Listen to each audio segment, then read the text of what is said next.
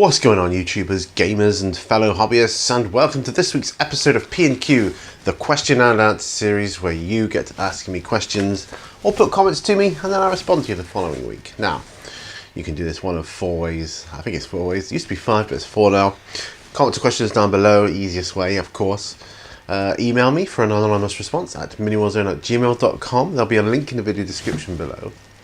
Or if you make a video yourself asking a question or posing a topic and I pick that up, I'll answer that here as well. Or if we meet in person. Now, this week I have no emails, no video questions, no personal questions. It's just the comments from last week, which is fine. Let me just get my chair ready, because as you can see behind me, the green wall behind Mini Warzone has a green wall. That's obviously for green screen work, so I don't have to keep setting up the tripod stands, and it's just a total nightmare. It was off-putting, to say the least.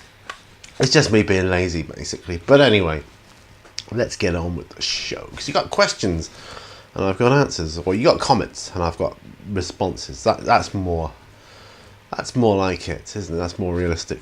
Comments and responses. Starting with Super Wargamer, who says, "Nice to know we think the same about the moon." Yes, definitely. I suppose the big question on that topic is how much will be revealed in our lifetime. I think more will be revealed. They're certainly doing slow disclosure on other stuff, and I think that will be the case with the moon as well. But of late, I think they're stepping it up to the next kind of level. Like with Mars and that, back along with the whole admitting there was water on there, because to start with, for ages they were saying, oh no, totally lifeless, no water, nothing there, it's just a dead planet. Well, for a completely dead planet, they seem to be spending an awful lot of interest in it. That's all I'm saying. Anyways, next is Basic Miniature Painting, who says, awesome P&Q. Speaking of awesome, I think your Lord of the Rings miniatures are pretty awesome too. I love your Escape from Goblin Town minis that you've done there. Brilliant. Some of the miniatures you've done are fantastic, lovely. I've got, as you may know, I've got some Lord of the Rings miniatures myself. That was another playlist that I started, which isn't finished, of course. I will get back to them at some point. Particularly with my financial situation at the moment, and things being a bit tight at the moment, so I may need to dig into things I started back along. Let's get some tea down me, if you don't mind. Normal builder's tea today. It's another glorious day here in Plymouth, which is so rare. We're thinking of having like a barbecue this afternoon, just family, and making the most of it while it lasts, because it won't last forever, especially not here. So that's good. Anyway, but yes, I like your Lord of the Rings stuff. Underdog Painting is next, who says, great answer. So, as we all know, my channel has had many names, and now I'm really happy with my channel. But I was wondering, was there any names you dismissed for your channel, or wanted to call your channel? Peace out, Basil loves you. Hey. No.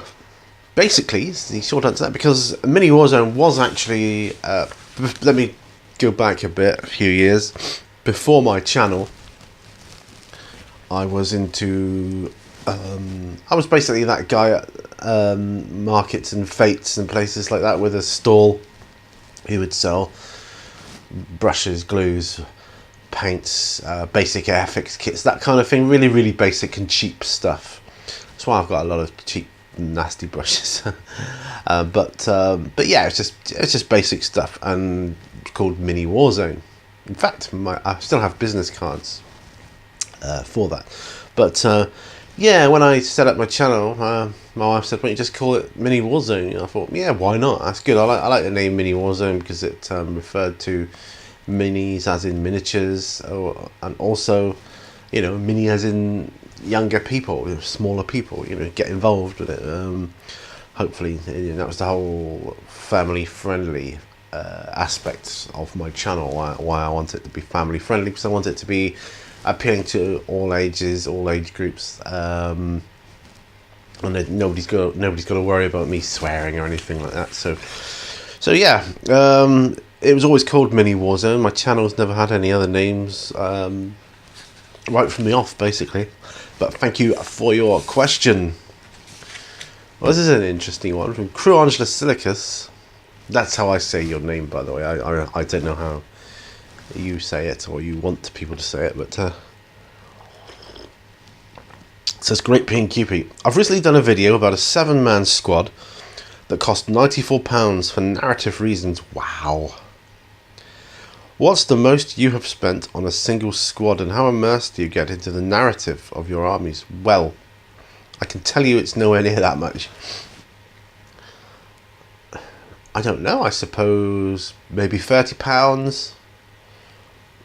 Yeah, you know, just to buy them. I've obviously got paint and glue on top of that, but yeah, we'll say £30. How immersed do I get into the narrative of my armies? Very. I'm constantly immersed into the narrative of my armies. I love it. Even as I'm painting, I'm visualizing the backstory, like of say the particular model I'm painting at the time, you know, stuff like that. So yeah, I get very, very immersed into it. But that's a very interesting question, because I mean, I had to think, you know, how much would I be prepared to spend on a squad? I suppose if I had the money, as much as it took to please me. Hey, if you've got it, why not use it? If it makes you happy, that's the main thing. Right.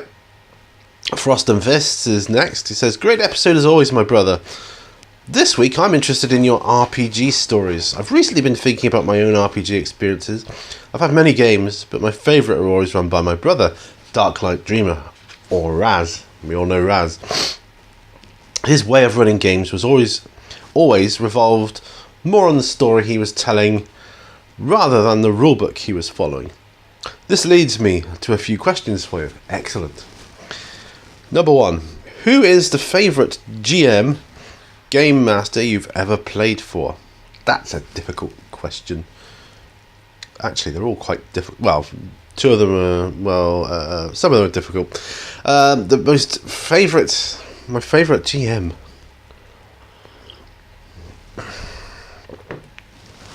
Wow. I can narrow it down to 3.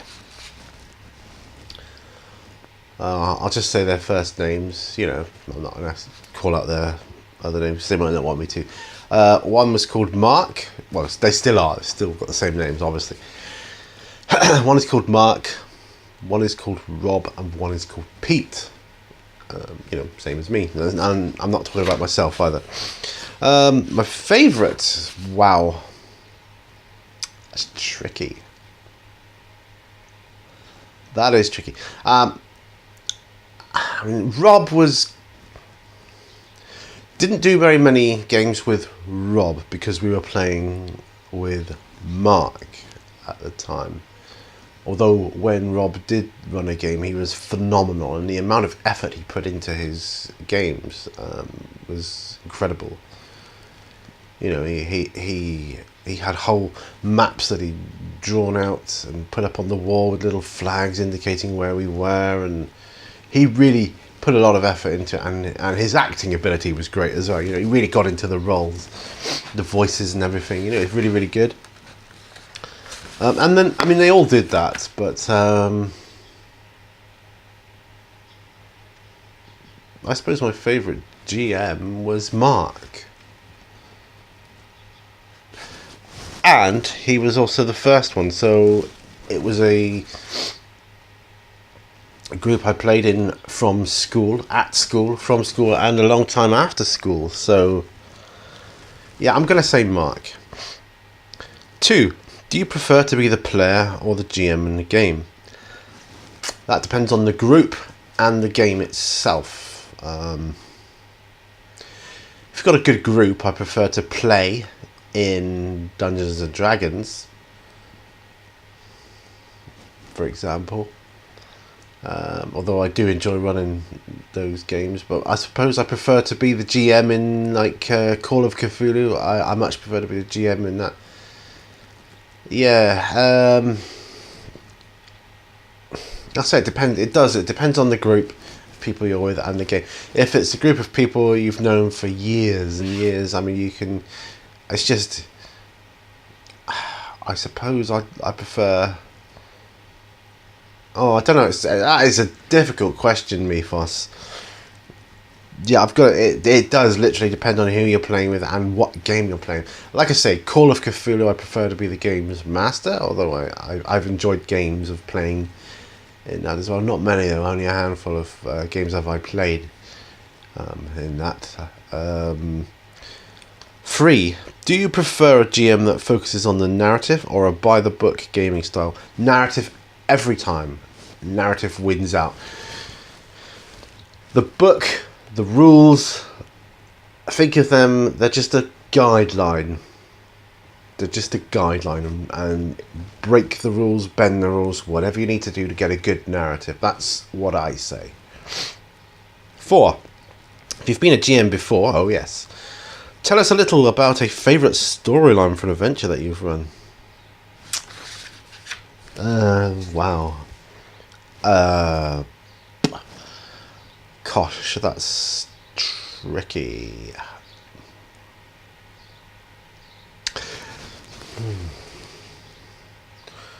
Years ago, I enjoyed running a game of Star Wars, the RPG game. That was all centered about a failed Jedi who was on a quest to get his kind of redeem himself in the Force, and that was kind of that was so long ago I can barely remember the story now. But we ran across a few adventures with that group. I can assure you. Always helps to have a good antagonist, doesn't it? And I had a secret apprentice of Vader who was trying to hunt down this failed Jedi because the failed Jedi himself was not worthy of being hunted down by Vader himself, so it was Vader's apprentice, and yeah, that was kind of cool. There was another one, Call of Cthulhu one, that I took the group all around the world basically on a. It was a massive campaign. It went in loads of different countries, by flying, by sailing, by train. I think it started off in New York, and we ended up, I don't know where we ended up in. We're talking about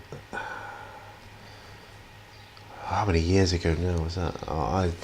Anyway, in a backwater place in the middle of nowhere, with the cult of the town were trying to summon these greater gods and demons and things, and the group were there to obviously track it down and put an end to it.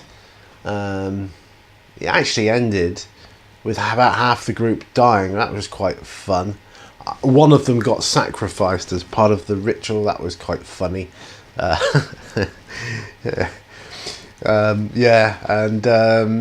with those games, it wasn't one of those yes everybody wins and we live happily ever after type game. I play narratively, but that doesn't always work in the favour of the players. Not always.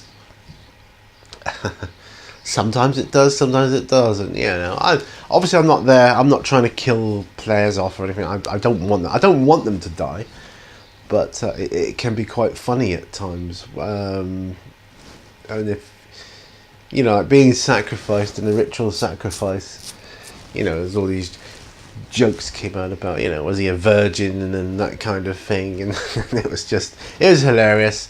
Much hilarity ensued, and I think we got pretty drunk after the game, and we were reminiscing to the early hours. So, that's the final game of that campaign, which went on for about 3 months. I think it did, if memory serves correctly. With D&D, there was oh no, that was the game I was playing in, not running.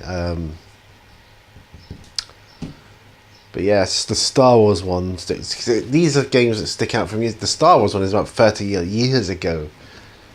Yeah, about 30 years ago. No, about 25 years ago. I was a little older than that then. Yeah, about 25 years ago. Sticks in my mind. I don't think. Well, I don't even. I presume there's still some kind of Star Wars RPG out there, but it wouldn't be the same one. I doubt. It's all done on D6s. So yeah. Oh, great questions. But yes, narrative every time. And those are the stories. Depends on what game it is or group it is. My favourite DM was Mark.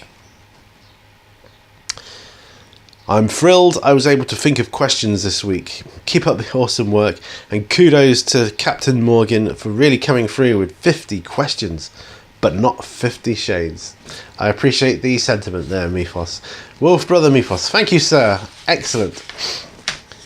William Cooey is next. It says, phew, that biggin. As see the vid have a teeth thing? One gotta go, and think meant other than your wife's books. Nah, my wife's books are my favourite. But if you're interested, I suppose other than my wife, Terry Brooks would be my favourite author, and the Shannara series would be my favourite books, other than my wife's. Question, okay. Have you played Dawn of War? No, I haven't, I'm sorry to say. Me thinking of doing a vid of the army painter to test out the colour schemes. Will this be a good idea? Of course. Yes. Yes, post IC. Yes, definitely it'll be a good idea. Do it. Or as the Emperor, as Palpatine from Star Wars says, do it. Yes, do it. Jim White says, Dear Peter, what warm-up exercises do you use before airbrushing, i.e. stretching, painting random shapes and lines, and so forth? Well, that's something I was going to cover in one of my airbrushing for beginners videos. But the only problem is it takes me a while to get them up, because I like to sit down and plan them. For instance, I've got my next one planned out, storyboarded. Yes, I use storyboards. I'm old school. That's from my media days. And exercises and stretching is something I was going to cover in an upcoming. When I say upcoming, I'm thinking hopefully this year actually. But yeah, an upcoming airbrushing for beginners video. I do the usual hand stretches, the things I do anyway when I'm painting. Stuff I used to do for karate sessions and that with the hands and wrists. Make sure I'm sitting right and posture's good, lighting's good, all that kind of thing. Ventilated area, blah blah blah blah blah. I get a piece of paper, with the airbrush, with a bit of painting, and I just do a couple of lines, make sure it's spraying okay, up, down, blast, detail if needs be. I like to do a couple of circles as well, lines and circles, squiggly lines. That's kind of what I do, and see if I've got the paper like against something, I can see how steady my hand is that day by using two hands. That's what I do. Idic Beer says, nice one, Pete. If you didn't do this hobby, what do you think you would be doing with all the free time? I'd be doing retro computer gaming, I think. That's what I would be doing. Yeah, definitely. Retro computer gaming. So, there's a lot of computer gaming channels out there, and I would specialise in retro computer gaming. Covering the systems, the computers, the consoles, the games themselves, and go into the history of, do some playthroughs, that kind of thing. Retro gaming. And last but certainly by no means least is Big Mac Danskull, who says, hope this one makes it to you in time. Yes, here we are. Have you ever done a skydive? If so, how was it? If no, then is it something you'd like to do, or would you dread it? You thinking of doing one, sir? Have I ever done a skydive? No, I haven't.